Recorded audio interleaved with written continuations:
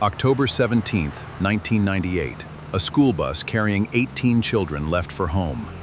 It should have been an ordinary journey. A horror story for Midnight Fear Archives. It was a cold autumn evening in 1998 when the children of Black Hollow Elementary boarded school bus number 13 for their journey home. The sky was already darkening.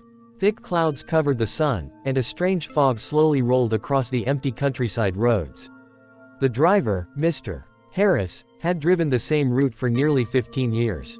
He knew every turn, every sign, and every tree along the road. That evening, 18 children sat inside the bus, laughing and talking about their school trip to a nearby museum. Everything seemed normal, until 6:47 p.m. As the bus turned onto Old Mill Road, Mr. Harris noticed something strange. The road ahead looked different. The familiar houses that usually lined the road were gone. Instead, there was only fog. Endless fog. Mr. Harris frowned. "That's odd," he muttered. One of the older students looked out the window. "Sir, where did all the houses go?" The driver didn't answer. He pressed harder on the accelerator. The bus continued forward. 5 minutes passed, then 10. But the road never ended. Old Mill Road was only a few miles long. By now they should have reached town. Instead, the fog grew thicker.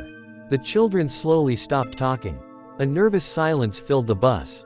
Then one of the girls pointed outside. "Did anyone else see that?"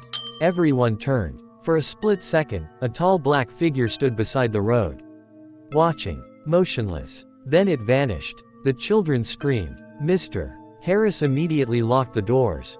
"It's probably someone playing a prank," he said. But even he didn't believe his own words. The bus continued deeper into the fog. Soon more figures appeared.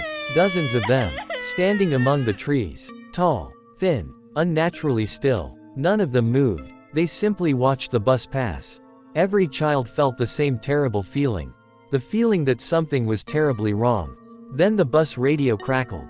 Static filled the speakers. A voice suddenly emerged. Cold, distorted, whispering. "Turn back." Mr. Harris grabbed the radio. "Who is this?" The voice returned, louder this time. "Turn back before they see you." The radio went dead. Panic spread through the bus. Some children began crying. Others covered their eyes. Mr.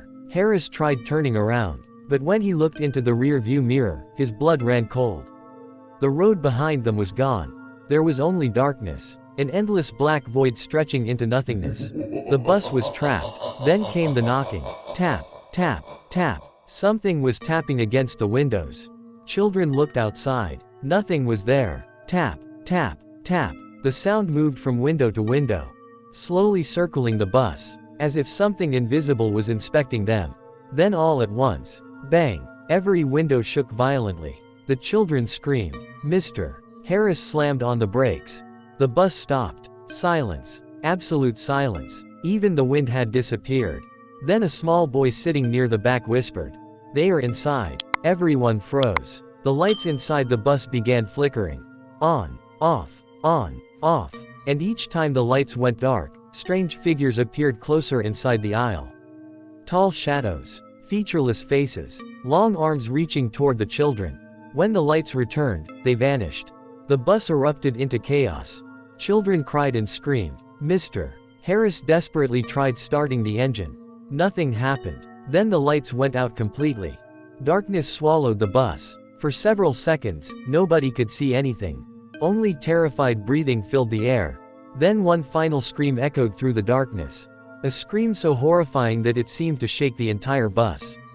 And then, nothing. The bus disappeared. Completely. No wreckage. No bodies. No clues. Nothing. For 20 years, the mystery remained unsolved.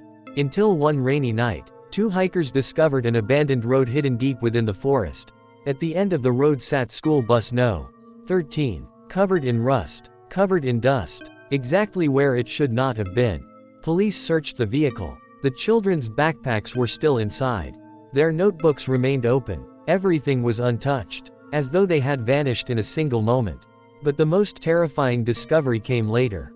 A police officer reviewing the evidence noticed an old disposable camera among the belongings. Inside was one final photograph.